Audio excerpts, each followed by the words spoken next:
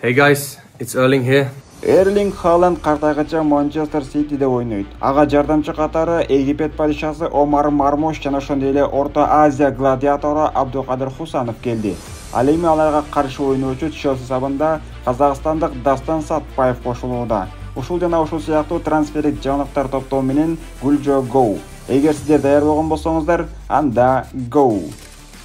Алгач Манчестер тууралуу айталы. Реал Бетис Манчестер Юнайтед оюнчусу Антониге кызыгып жатканын жана аны өз сабына кошуп алууга аракетин баштаганы тууралуу Фабрицио Романо айтып чыкты. Чындыгында эле азыр Антони эмюда толук кандуу оюнга түшпөй жатат. Аны сары майдай сактабай эле бекер берсе дагы дурус. Болбосо ушундай ыктыдарлуу оюнчу чирип жок болушу мүмкүн. Ал эми Хосеп Гвардиола эң негизги куралы болмуш Дөө Эрлинг Халандты 2034-жылга чейин алып калды. Эми оюнчуну эч ким алып кете албайт. Алып кеткиси келгендер лям-лямдан сандыктарда отуруш керек болуп калат. Ал нерсеге азыркы учурда эч кимдин дарамети жетпейт. Анан да Халандга шерик кылып жаш оюнчулар Сити сабына чакырылууда. Алардын бири Германияда атага чыккан Египеттин падыша деп аталган Омар Мармуш. Бул 25 жаштагы Омар Мармуш Айнтрахт Франкфурт сабында 26 оюнга түшүп, 20 гол, 13 ассист берип өзүнүн мыктылыгын көргөзө алган.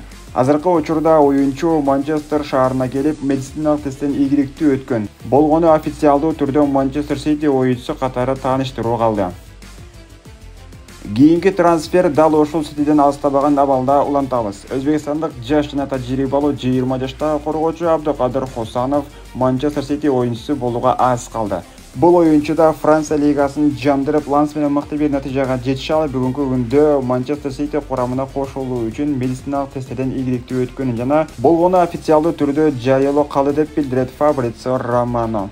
Ушундай жаш жана күчтүү коргоочулар келип жатканын уккан Кайл Уолкер Манчестер Сити клубунан кетиши тууралуу маалыматтар чыга баштады. Аны өз клубуна кошуп алуу үчүн Италиядан Милан кызыгып жатса, жылдыздарга толуп кеткен Саудия Про лигасынын дагы командалар өз сөзүн айтып жаткан чагы. Бирок азырынча оюнчу Манчестер Сити канамагында калууда. Ошондой эле Ман Ситинин күчөйгөнүн көрүп жаткан ЭМЮдагы парагвайлык Диего Леон менен келишим түзүүгө жакын. Оюнчунун трансфердик баасы 4+1 миллион деп айтылат. Оюнчу буюрса 2025-жылдын июль айында ЭМЮга келип кошулат деп билдирет Фабрицио Романо. Чемпиондор лигасында аброюн жоготпоо үчүн ойноп жаткан ПСЖ да трансферлерди баштады. Канамагында ойноп жаткан франциялык чабуулчу Кола Муанини Ювентуска кетирип жиберип, анын ордуна Наполи оюнчусу Кварацхелиа менен 5 жылдык келишимге кол койду. Оюнчунун трансфердик баасы 70 миллион евро. Ал эми Ла Лигада болсо, Барселона жетекчиси капитаны Роналд Араухо эч жакка кетпей турганы маалым болду. Тескерисинче кашык гана калгача Барселона деп күрөшө турганы айтылууда. Анын ордуна Барселона сабынан Ансу Фати кетүүгө жакын турат. Анткени оюнчу акыркы учурларда көп жаракат алып, өзүнүн көрсөтө албай жатат деп билдирет Ханси-Дитер Флик.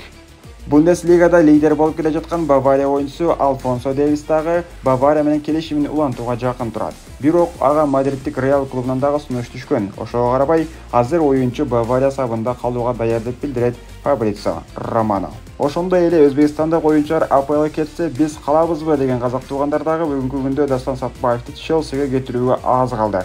Буюрса ушул айдын аягында толук кандуу жаңылыктар чыгат деп билдирет Казспорт. Оюнчу Кайрат сабында 12 оюнда 19 гол бергизип, 7 жолу голдук пас берүүгө жетише алган.